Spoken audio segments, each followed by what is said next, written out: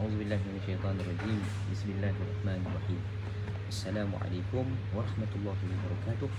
Alhamdulillah. Wassalatu wassalamu ala Rasulillah wa ala alihi wa sahbihi wa man wala. Subhanaka la ilma lana illa ma 'allamtana innaka antal alimul hakim. Wa la haula wa la quwwata illa billahil aliyyil azim.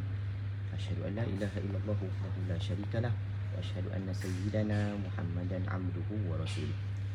Wa qala Allah azza wa jalla ba'da a'udzu billahi minasyaitonir rajim. Qul hal yastawi alladhina ya'lamuna wal ladhina la ya'lamun. Shadaqallahul azim. Muslimin muslimat, hadirin hadirat yang dirahmati Allah sekalian, alhamdulillah, syukur pada Allah Subhanahu wa taala. Pada pagi ini dapat sama-sama kita bertemu di alam maya dalam pengisian rohani kita.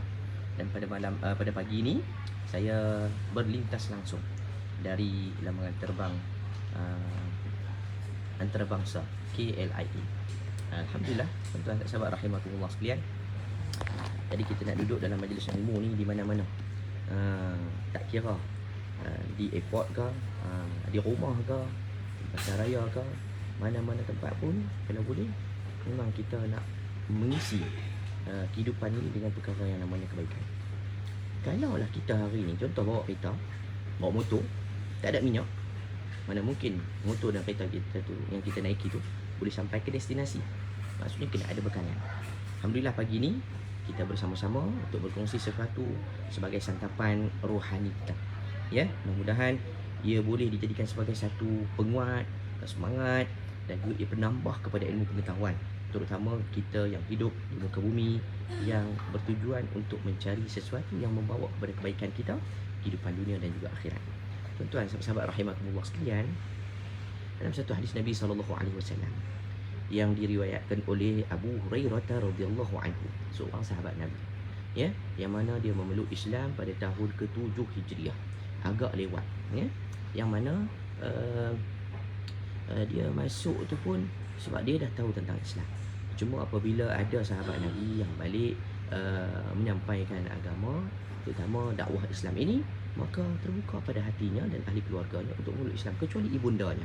Maka Abu Hurairah radhiyallahu anhu ini antara sahabat Nabi yang agak lewat memeluk Islam, ya, tapi dia di antara sahabat Nabi yang juga meriwayatkan hadis yang cukup banyak.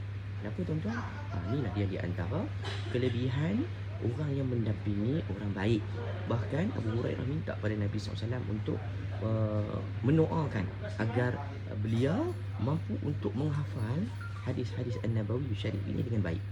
Jadi tuan-tuan sahabat rahimakumullah sekalian, Abu Hurairah ni seorang sahabat Nabi yang digelar sebagai kalau kita sebut maksud Abu Hurairah tu ialah bapa kucing.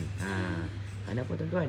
Kerana dia suka dengan anak kucing. Sehingga dicerita bahawa pergi mana-mana pun dia akan bawa seekor anak kucing masuk dalam saku baju dia. Tuan-tuan sahabat rahmatullah. Tapi Nabi SAW tak panggil dia Abu Hurairah. Nabi panggil dia Abah Hirin. Nabi panggil dia khas. Sebab tu dia kata, aku lebih suka Nabi panggil aku dengan Abah Hirin. Ya, maksudnya bapa kepada anak kucing lelaki. Jantan lelaki pula, jantan. Ya, berbanding dengan Abu Hurairah. Apapun, ini di antara gelaran yang diberikan kepada baginda Rasul sallallahu alaihi wasallam kepada Abu Hurairah oleh Nabi SAW sendiri, dan juga disebut oleh para sahabat kerana dengan kesukaan dan kecintaannya kepada haiwan yang namanya kucing. Tuan-tuan sahabat rahimakumullah sekalian, beliau cuba untuk menyampaikan agama ini kepada ibundanya, yang mana ibundanya belum lagi menerima hakikat Islam itu. Dia rasa amat sedih, sehingga satu ketika bila mana ibu dia menyatakan tentang Islam dan membuatkan satu perasaan terasa kecil hatilah bila ibu dia ni memburuk-burukkan Nabi SAW. Maka dia tak tahan, dia tak marah mak dia, tapi dia keluar dengan keadaan dia mendoakan mudah-mudahan mak dia dapat menerima Islam itu dengan mudah. Nanti saya cerita sikit tentang perawi hadis ini, Abu Hurairah.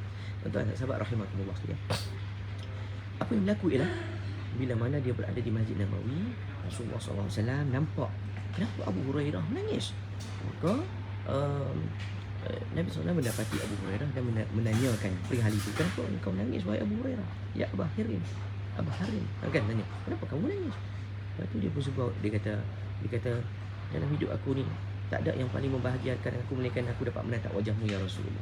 Oh, Masya Allah, tabarakallah. Ni sahabat sahabat Nabi SAW. Masya Allah, cantik. Cantik. Daripada Ipoh, suara jelas. Alhamdulillah. Tapi tuan-tuan, dia kata, saya sikit kecewa apabila ibu aku tak dapat menerima Islam lagi. Dan dia memberikan kata-kata yang memburukkan perihal engkau, wahai Rasulullah. Sebab tu aku tak tahan. Dia pun minta, ya Rasulullah, boleh tak doakan untuk ibunda aku? Nabi pun angkat terus tangan. Nabi mendoakan untuk ibunda Abu Hurairah radhiyallahu anhu.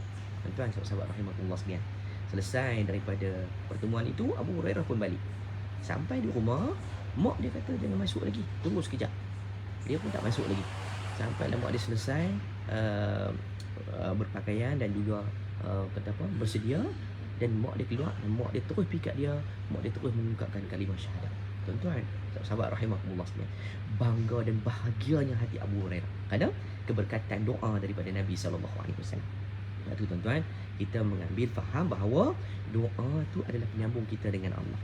Tambah-tambah kalau kita jumpa dengan orang yang soleh, orang yang alim daripada kita, mintalah satu dua doa, mintalah satu dua nasihat, mintalah satu dua peringatan untuk kita. Jangan duk pun lebih kurang. Tuan-tuan, kita manusia. Macam tadi saya lalu tadi dekat sini, ada seorang dua makcik-makcik yang nak pergi ke ada tadi nak pergi ke Kundasang. Dia pun tegur saya, ustaz, dalam salam baitullah. Tuan-tuan, kerana dengan program kebaikan itu, dan dia pun cakap, ustaz doakan untuk saya ustaz, mudah-mudahan saya sihat, mudah-mudahan Allah jauhkan kita daripada Covid. Ya Allahumma amin. Saya pun doa kepada dia, Allah mashfi mardana washfi mardahum. Kita doakan untuk dia, kita doakan untuk semua orang. Tuan-tuan, saya taklah baik sangat, tapi orang mengambil peluang untuk saling mendoakan. Tuan-tuan, ambil peluang. Tambah-tambah kita pada pagi ni di antara peluang untuk kita menambah kebaikan. Bahkan tuan-tuan, sahabat rahimahullah sekalian, balik kita cerita tadi, Abu Hurairah ni orang yang memang suka dengan apa yang Nabi sampai, sehingga tidak ada satu ruang pun dia nak culas, dia nak biarkan begitu saja. Dia akan ambil masa untuk bersama dengan baginda Rasulullah SAW sendiri. Jadi tuan-tuan, sahabat rahimahullah sekalian, hebatnya tuan-tuan, ini sampai tahap cerita kepada dia bahawa kalaulah Abu Hurairah cerita ni, dia kata dalam hidup aku ni tak ada yang paling membahagiakan melainkan aku dapat menatap wajah Rasulullah. Kalaulah cahaya bulan itu menerangi, cahaya wajah Nabi itu lagi jauh menerangi. Seronok dia tengok wajah Nabi SAW. Tak apa, kita doakan mudah-mudahan kita pun dapat menatap wajah Nabi SAW di hari perhimpunan nanti, insya-Allah. Mudah-mudahan. Tuan-tuan, sahabat Nabi, hadis ini Nabi sebut tentang ini di antara matlamat dalam kehidupan kita. Nabi sebut apa tuan-tuan? Innallaha yardha lakum thalathan wa yakrahu lakum thalathan. Sesungguhnya Allah redha akan kita semua dengan 3 perkara. Ingat tuan-tuan, ni kita nak capai tahap keredaan ni, maksudnya dah climax dalam hidup kita. Sebab dengan redha dapat keberkatan, dengan redha mudah-mudahan dapat keampunan, dengan redha kita dapat jalan mudah untuk masuk dalam syurga. Tuan, bagaimana untuk kita dapatkan nilai keredaan itu? Sahabat rahimahullah sekalian, ini pesan Nabi SAW. Kata Nabi SAW, Innallaha yardha lakum salasan, sesungguhnya Allah redha kepada kamu dengan 3 perkara. Apa dia? Yang pertama ialah an ta'budullaha wa la tusyriku bihi syai'a. Hendaklah kalian menyembah Allah dan jangan sekali-kali, apa tuan-tuan? Jangan sekali-kali kamu mensyirikkan Tuhan. Ni perkara asas. Tambah-tambah kita bila berdepan dengan pandemik COVID-19 ni tuan-tuan. Ya, betul. Kita dengar macam-macam pandangan, macam-macam berita yang kadang-kadang dengan berita-berita yang didatangkan kepada kita tu menyebabkan kadang-kadang kita was-was. Betul atau tidak, tuan-tuan? Soal balik dalam diri kita. Kalau kita ni menyembah Allah dengan sepenuhnya, sudah pasti kita tidak akan mempertikaikan hak kita dengan Allah. Sebagai contoh, kita nak sembahyang, hatta diberikan peluang kepada kita untuk sembahyang di masjid walaupun dalam keadaan berjarak. Alhamdulillah. Kenapa kita nak bergaduh tentang perihal jarak, sedangkan solat pun kita tak main. Contoh, tapi surau kita ni Masya Allah, tabarakallah, semua main ni. Nak sebut bahawa jangan sampai pada satu masa kita menyembah Tuhan, kita ada terlintas dalam mensyirikkan Tuhan. Wal'iyadzubillah. Misalnya, ini perkara paling asas dalam hidup. Pertama ialah menyembah Tuhan dan jangan mensyirikkannya walaupun sedikit. Yang kedua, kata Nabi SAW, ialah apa tuan-tuan? Iaitu an ta'tasimu bihablillahi jami'an. Hendaklah kalian berpegang teguh dengan tali Allah. Para muhaddis menyebutkan apakah itu tali Allah, dan mufassir melihat dari sudut hablum minallah wa hablum minan nas. Ayat Quran tentang hablun itu, hubungan itu ataupun ikatan tali itu, apa ni tuan-tuan? Disebut tentang Al-Quran. Tuan-tuan, hidup ni kalaulah Quran kita sampingkan, kita tak jauh-jauh, maka kita tidak akan ada perlembagaan dalam hidup. Kita tidak ada undang-undang. Kerana Quran lah yang memandu kita, kerana Quran lah yang membentuk jiwa kita, kerana Quran lah yang membuatkan kita menjadi hamba. Ya, sebab kandungan Quran itu adalah the best inspiration, terbaik punya inspirasi. Tak ada dah yang lain. Kalau tuan-tuan dengar orang duk cerita, orang gurung dengar, tapi Quran semuanya ada cerita, semuanya ada jalan keluar daripada kesulitan yang kita hadapi. Ini tuan-tuan, sahabat rahimakumullah sekalian. Maka perkara kedua ialah hendaklah kita berpegang teguh dengan tali Allah. Kenapa tuan-tuan? Ini di antara jalan untuk mengelakkan perkara yang ketiga, iaitu kata Nabi SAW ialah wala tafarraqu. Janganlah kalian berpecah belah. Tuan-tuan, sahabat rahimakumullah sekalian, Islam hadir, Islam ini sampai menyatukan sekalian makhluk, terutama namanya manusia. Sehingga mana diceritakan dalam peristiwa hijrah Rasulullah SAW, menyatukan dua kabilah besar yang duduk di bumi Madinah, iaitu Aus dan juga Khazraj, yang ratusan tahun bila jumpa je pasti tak boleh bincang. Kalau kita apa barang bincang, benda boleh bincang, apa nak gaduh? Dia orang barang benda boleh gaduh, kenapa nak bincang? Dia beza. Jadi Aus dan Khazraj ni memang memang tak boleh nak buat bincang. Sikit je memang nak tumbuk, nak gaduh, nak bunuh. Itu cerita dia. Tapi Islam hadir, Islam berjaya menyatukan jiwa-jiwa manusia kerana mengabdikan diri kepada Allah. Sebab tu tuan-tuan, asas tiga ni nak dapat redha Tuhan mudah. Pertama ialah menyembah Allah dengan sepenuh hati kita tanpa mensyirikkan Tuhan. Ada satu. Yang kedua, hendaklah kita berpegang teguh dengan tali Allah, yakni Al-Quran. Apa-apa pun jangan tengok tentang logika.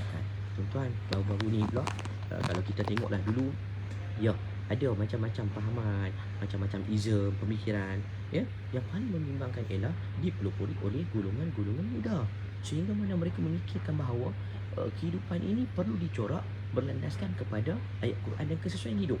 Sedangkan kita kena tengok Quran itulah sebenarnya yang mengatur kehidupan kita. Jadi tuan-tuan, saya tak nak cerita bab apa nanti, cuma saya nak sebut jangan terlalu banyak kita mengikuti dan mempercayai fakta-fakta yang datang dengan keadaan kita membaca sahaja. Maksud saya ialah jangan keadaan kita melihat ialah mungkin media sosial, mungkin melalui kitab-kitab, majalah-majalah, kutip-kutip, kitab-kitab kecil dan sebagainya. Tapi perlu untuk kita berguru dan carilah guru. Guru itu adalah guru yang benar, guru yang menyampaikan agama dengan jalan yang betul. Ya? Dan yang ketiga, bila kita pegang dengan tali Allah, mudah-mudahan kita tidak akan berpecah belah. Dan tuan-tuan, sahabat rahimakumullah sekalian, pesan Nabi lagi.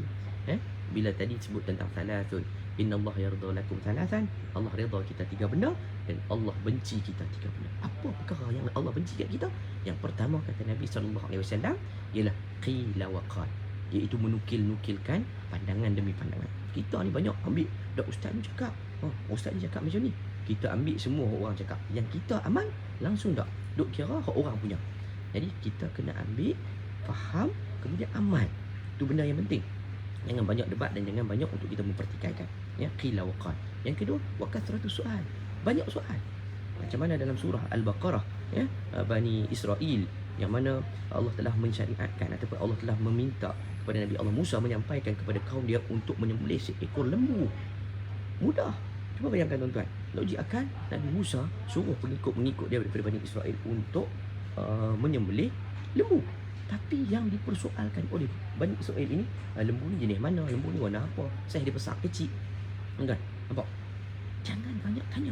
Bila kita banyak tanya, ya banyak tanya ni boleh kalau kita nak mendalami sesuatu perkara. Tetapi nak banyak tanya tu dalam keadaan kita saja nak konon-kononnya, macam kita ni nak test ke, kan nak test ustaz tu kan. Ataupun kita nak saja nak tunjuk kata kita ni banyak soal. Tapi kita tidak mengambil satu pun daripada soalan itu untuk dijadikan sebagai panduan. Wal'iyyazubillah mizalik. Ini perkara yang Allah benci dalam hidup. Dan yang ketiga, idha'atul mal. Banyak menghabiskan duit, atau kita sebut boros ataupun membazir. Wal'iyyazubillah. Maka sebab itulah sahabat-sahabat rahimakumullah sekalian, saya nak berpesan untuk diri saya dan diri semua kita yang melihat pada pagi ini, yang menonton kita, ya. Saya ulang balik, 3 perkara yang Allah redha, iaitu menyembah Allah sepenuh hati kita dan dalam masa yang sama jangan mensyirikkannya. Kedua, hendaklah berpegang kepada tali Allah. Dan yang ketiga, jangan kalian berpecah belah. Dan Allah benci 3 perkara, iaitu banyak menukilkan kalam apa untuk kita melaksanakan. Yang kedua, banyak soal, semata-mata mungkin nak tunjuk kita pandai, wal'iyyazubillah, ataupun benda-benda lain lah. Sedangkan benda yang kita tanya tu langsung kita tak ambil pengajaran dan kita tak amalkan, wal'iyyazubillah. Dan yang ketiga, kita jadi orang yang boros. Innal mubadziri kanu ikhwana syayatin. Sesungguhnya orang yang membazir itu adalah sahabat Waliyahzubillah syaitan. Sebab tu sahabat-sahabat rahimakumullah sekalian, ayuh sama-sama kita mengambil pengajaran ini untuk dijadikan sebagai momentum, terutama kita masih berada pada awal tahun, awal bulan dan awal bulan Rejab. Hari ni bulan 3, 4. Itulah sahabat rahimakumullah. Mudah-mudahan road to Ramadan. InsyaAllah kita akan buat persiapan dengan Qurannya, dengan solat sunatnya, dengan perkara kebajikannya, sedekah dan sebagainya.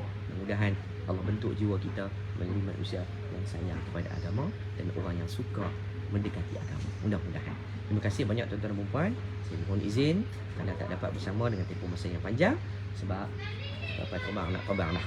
Saya minta maaf banyak-banyak sebab bersiaran langsung dari KLIA, Kuala Lumpur International Airport. Terima kasih banyak yang menonton. Mohon maaf daripada saya, yang baik datang pada Allah, yang lemah yang kurang datang daripada saya sendiri. Aku qauli hadza wa astaghfirullahalazim li wa lakum. Siru ala barakatillah. Wassalamualaikum warahmatullahi wabarakatuh.